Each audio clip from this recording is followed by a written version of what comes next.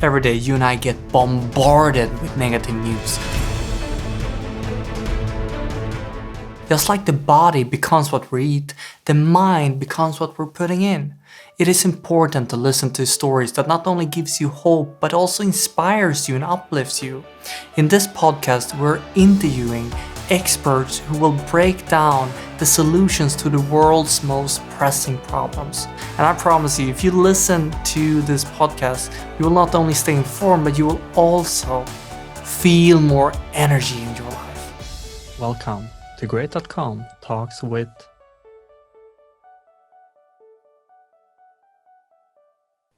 Hey, if you want to contribute to protecting planet Earth, make sure you like and subscribe to the channel, because Great.com is donating 100% of the profit to the most effective cause areas like protecting the rainforest or funding climate change technology. The topic of today is, how do humanity live in harmony with nature? How do humanity live in harmony with nature? And to understand more about that, we have invited Ryan Sanford Blackburn from Permaculture Association. So I want to say welcome, Ryan, to this interview.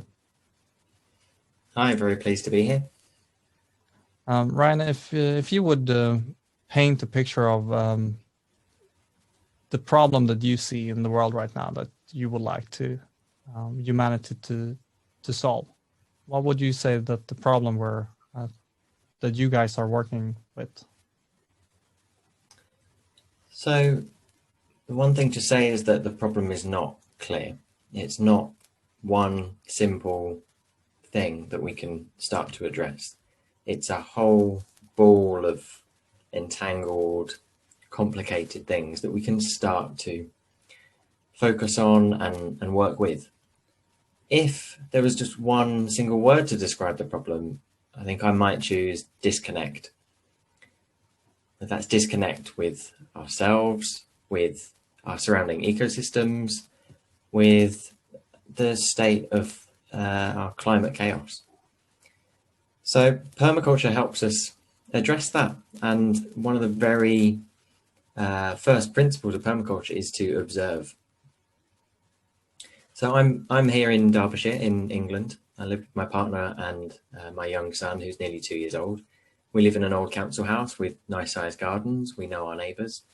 I have an allotment where I grow lots of perennial vegetables and fruit. And for the past 6.5 years, I've worked as strategic communications coordinator for the Permaculture Association. And working for the Permaculture Association, I've been so lucky to get a snippet into the world of many people in this country and elsewhere that are working with permaculture to be connected to their land, to their communities, and start to make some just amazing positive changes. Permaculture, could you say that is a life education?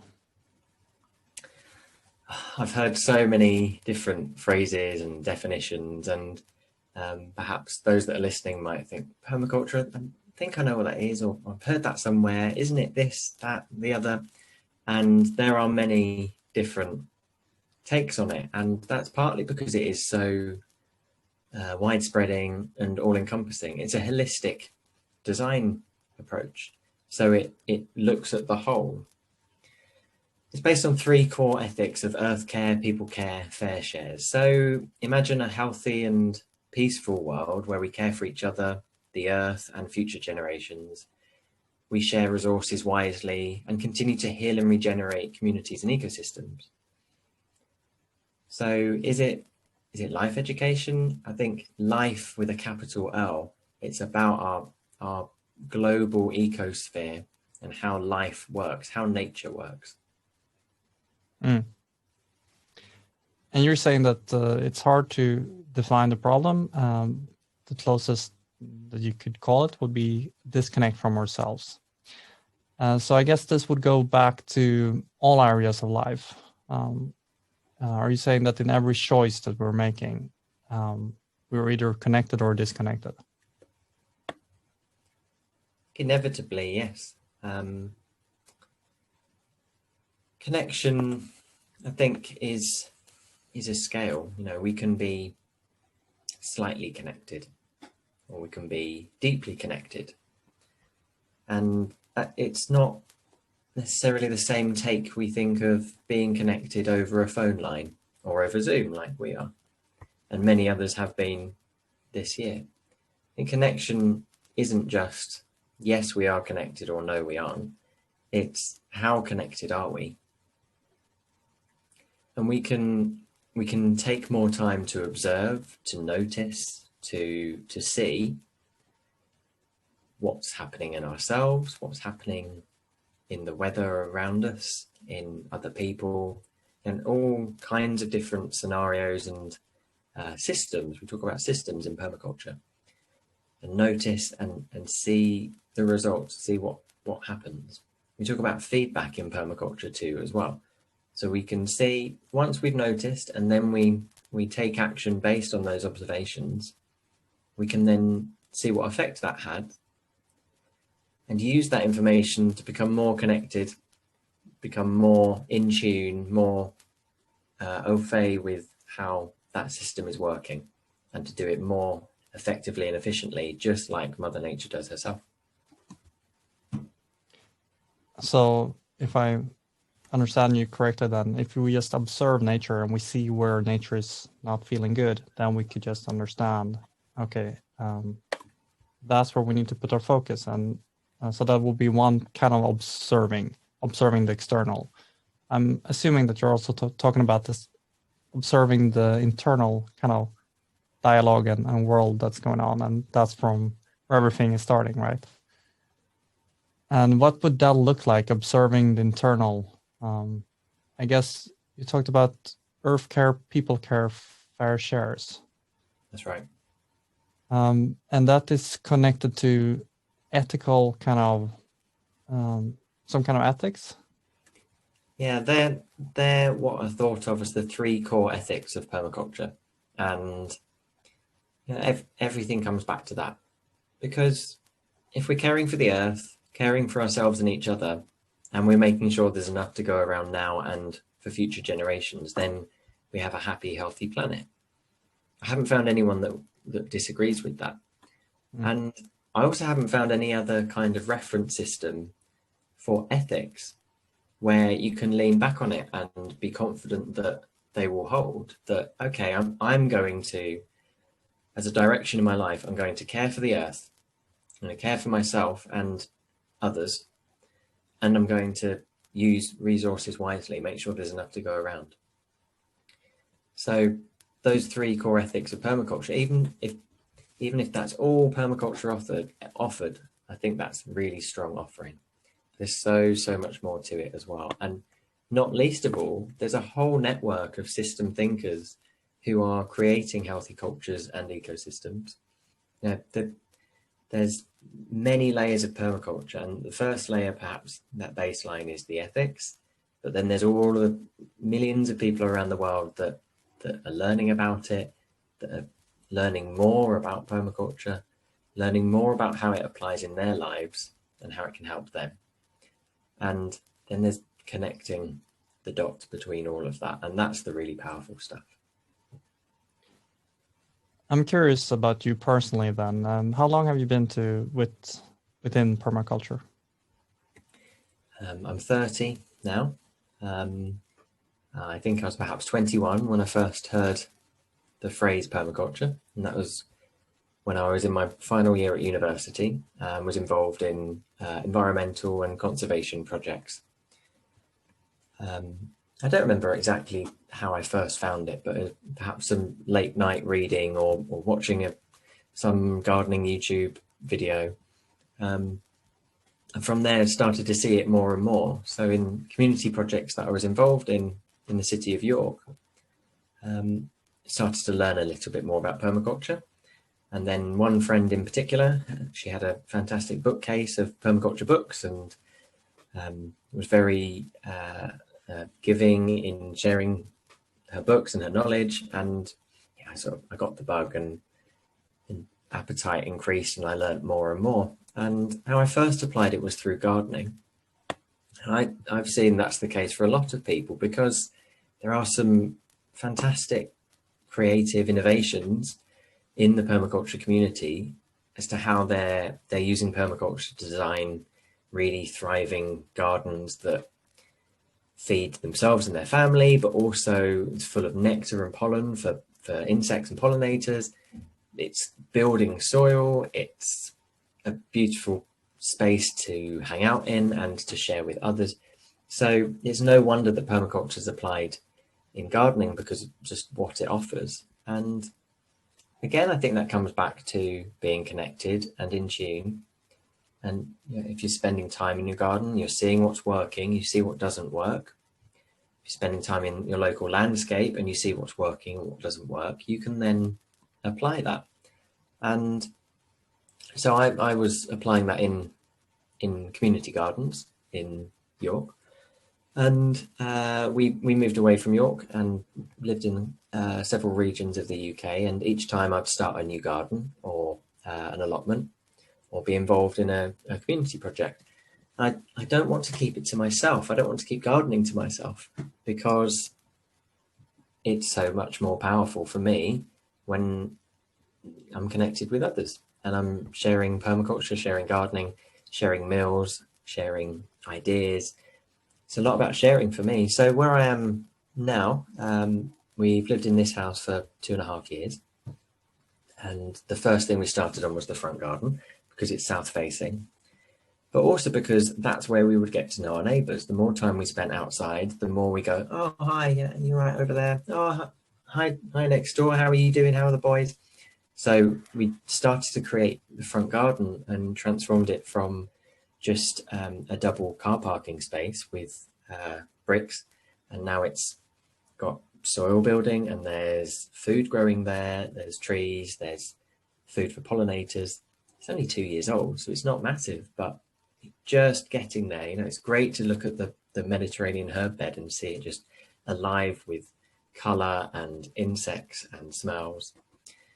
Then from the front garden, we then started on the back. We've got 5 hens.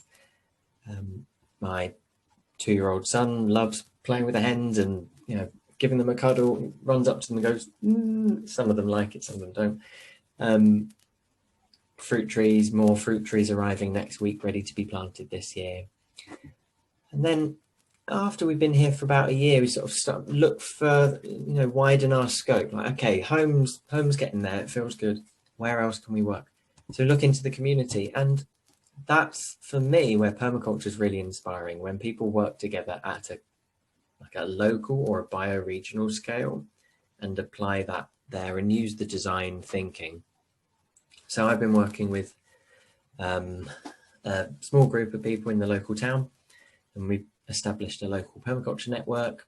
There's over 100 people in an online social media group that are sharing their learnings, they're asking questions, they're seeing how we're getting on at community projects. So it sort of just starts to snowball, and when you share that knowledge, that then accumulates more knowledge. And I've learned so much from working in groups as to how we work effectively in a group. We use consent decision making, which is different to like hands up democracy. We don't take votes on what we should do next. So for example, we've just sited a new shed on our allotment, and what we didn't do was say, okay, hands up, let's vote who wants to put the shed in that corner, who wants to put the shed in that corner. And I think that's how Western society operates typically. It's quite binary. It's this party wins or this party wins. That's very much at the front of our minds at the moment as we're awaiting with bated breath the result of the US election this week. What we do in our small permaculture group is we use consent decision making, and that's like, will this action help us meet our mission? We have an agreed mission, and it's to regenerate soil and people by offering events and activities. But we remove then any personal agendas and ego from that. So does anyone object to doing this, as opposed to voting for it? Like, do we object on the basis that it won't help us meet our mission? So consent decision making is often part of sociocracy. Permaculture offers so many doors that then get opened. It's like, oh, composting. I want to go through that door and see how composting works.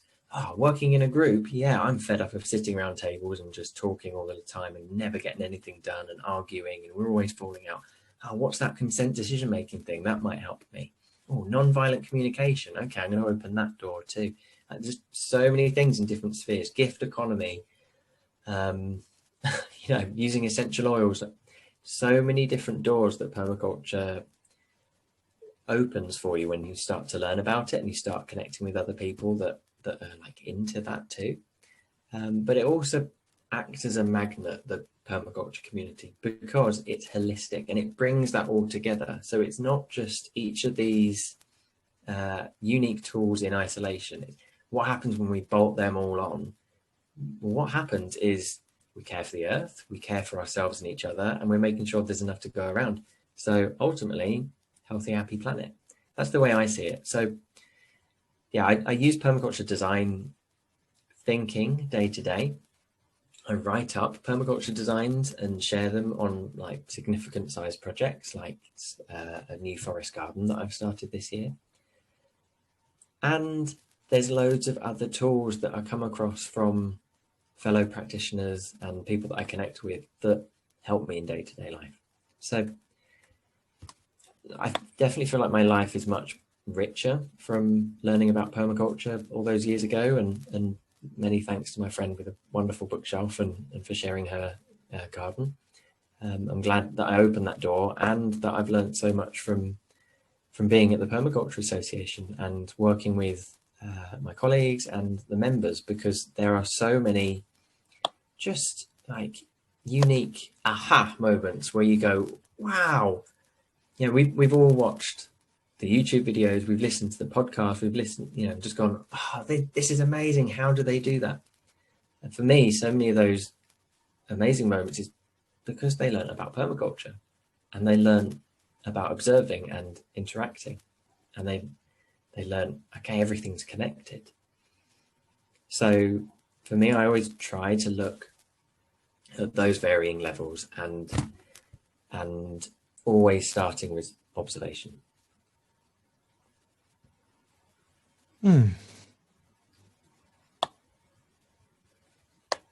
Thank you for sharing your personal story connected to how it has enriched your life. I see that. You speak about nonviolent communication, and just that concept of its own it's a huge topic to go into if you want to create good relationships. So I see. So you're talking about how to really enrich relationships, enrich the nature around you, enrich. I read on the website that part of the purpose would be to build a network of system thinkers. So that's also what I'm kind of grasping from what you're explaining, that you're helping each other to become those system thinkers by sharing the knowledge and being very generous about how everyone is improving the collective thinking, I guess. Sure. And I also thought it was interesting to hear the consent decision making. It really makes sense that it's on the top of our minds to think in who wins rather than, hey, what is the best deal for everyone? Yeah. So that explains why it would be so hard to just put a label on permaculture. If you then would help people who actually feel inspired to, hey, I want to do more for nature, connect better with myself, where would you recommend people to read upon after hearing this interview?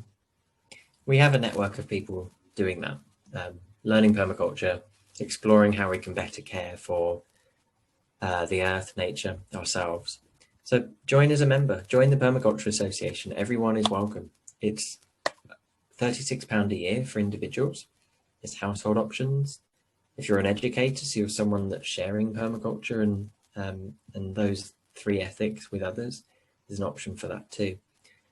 And the key benefit of membership in my mind is that you gain that connection with others. So we have monthly calls, we have socials, we have annual convergence, We just completed that in October this year. So it's an annual event where we bring people and our networks projects together. It's a great chance to recharge your batteries. Often people, when they come to our events, monthly and annual events, they say, oh, I needed that. I needed that connection. I needed that recharge. Really inspiring. So please do join as a member. Thousands of people are members. They donate, they leave legacies. You can also find our new online course, Foundations of Permaculture, which has a self-study or a taught option. So that will give you a good grounding in permaculture and designing for resilience. I think they're the key things. So you could join as a member, donate, find our online course and get learning and applying it in your life. It's more about investing in myself, joining as a member, than paying for the solution, becoming the solution. I guess. Yeah, if we look at some of the problems in the world, corruption, fossil fuel industry, that's probably enough in itself. Like, they have lots of money behind them. We don't have millions of pounds in the Permaculture Association, not year on year.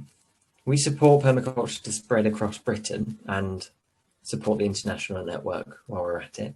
And we connect people who are using permaculture to design community projects, food systems that are feeding people good food, caring for healthy soil and wildlife. Whilst doing that, all of our staff are paid pretty much the same salary. Our CEO's on ever so slightly more, but it's still less than £30,000 per annum.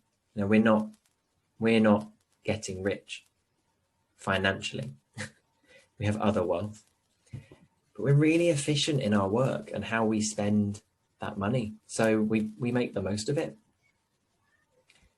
And there's that phrase that's like, buy local, because £1 equals more than £1 when it's reinvested back into that local community. I think with the permaculture community, when you invest in the permaculture community, like, the return on that investment is about caring for the earth, caring for people, and making sure there's enough to go around.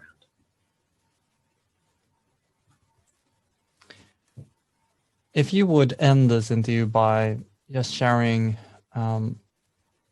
you kind of spoke about it the whole interview, but I'm curious to hear you pinpoint if there's anything you want to highlight that you think is extra important for more people to understand.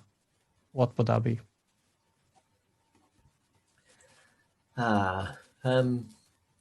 Take time. And I think 2020 has shown us the importance of taking time to reconnect with what we want to do, but also what the world needs.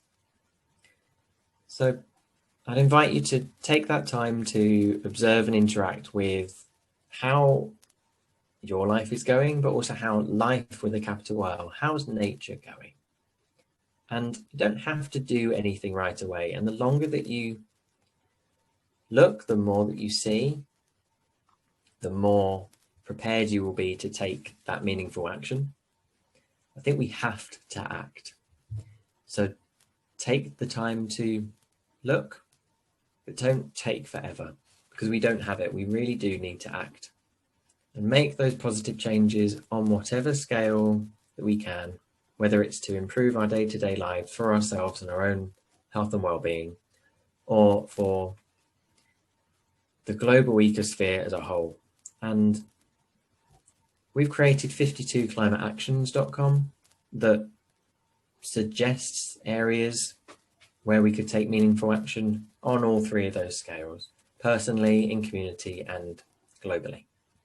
So I invite you to take some time.